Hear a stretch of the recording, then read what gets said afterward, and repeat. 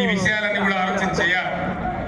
మీ అందరినీ కూడా నేను కోరేది ఒకటే, నేను పెద్ద లంబాచి కూడా గంటసేపు మాట్లాడా, మీరన్నీ చూస్తున్నారు, ప్రతిదానికి మీరే సాక్షులు. కేసీఆర్ నాడు ఎట్లా పచ్చడి పొలాలుండే, ఎట్లా 24 గంటల కరెంట్ ఉండే, ఇలా ఇంత మాయమే, ఎంత మాయమైంది, ఎందుకు మాయమైంది? ఈ అసమర్థ కాంగ్రెస్ పాలకులు బోగస్ మాటలు చెప్పారు. రైతులకు బోనస్ ఇస్తామన్నారు, మన వానకాలం పంట బోనస్ ఇచ్చారా? ఇప్పుడు యాసంగి గురించి ఇస్తామని చెప్తున్నారా? అంటే బోనస్ బోగస్ అయిపోయింది. ఈ విధంగా అనేక విషయాలలో పదవికి ఇప్పుడే వచ్చినాం కదా, ఇప్పుడే అబద్ధం ఆడితే ఎట్లా అని ఇంత లేకుండా అడ్డగోలుగా మాట్లాడుకుంటూ, నానా బూతులు మాట్లాడుకుంటూ ఒకటే రకంగా కేసీఆర్ ఏడ్చుకుంటూ వాళ్ళు పనిచేస్తా ఉన్నారు. కాళేశ్వరం ప్రాజెక్టు, దానిలో మేడిగడ్డ బ్యారేజ్ 100 కాంపోనెంట్లలో అదొక చిన్న కాంపోనెంట్. దాంతో కొంచెం ఇసుక జారి 2 పిల్లలు కుంగిరి.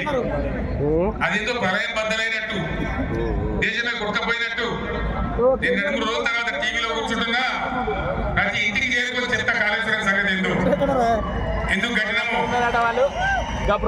కాళేశ్వరం పుణ్యమే కదా, ఎంత బ్రహ్మాండంగా ఈ జిల్లాకు నీళ్ళు వచ్చినాయి.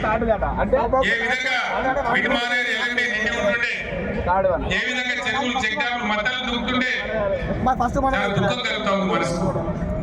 నా కళ్ళ ముందే ఇంత తొందరలోనే ఈ కరెంటు మాయం కావడం, రైతులు కళ్ళలో నీళ్లు పెట్టుకోవడం, సోషల్ మీడియాలో చూస్తూ ఉంటే అనేక చోట్ల రైతులు పొలాలు కాలబెడతా ఉన్నారు, గొర్రెలను మేపుతా ఉన్నారు, గొడ్డలను మేపుతా ఉన్నారు. వాళ్ళంతా నాశనం అయిపోతే కూడా నేను దేవుళ్ళు మెడలేసుకుంటా, పండబెట్టి తొక్కుతా డైలాగులే తప్ప, రైతు సోదరులారా భయపడకండి.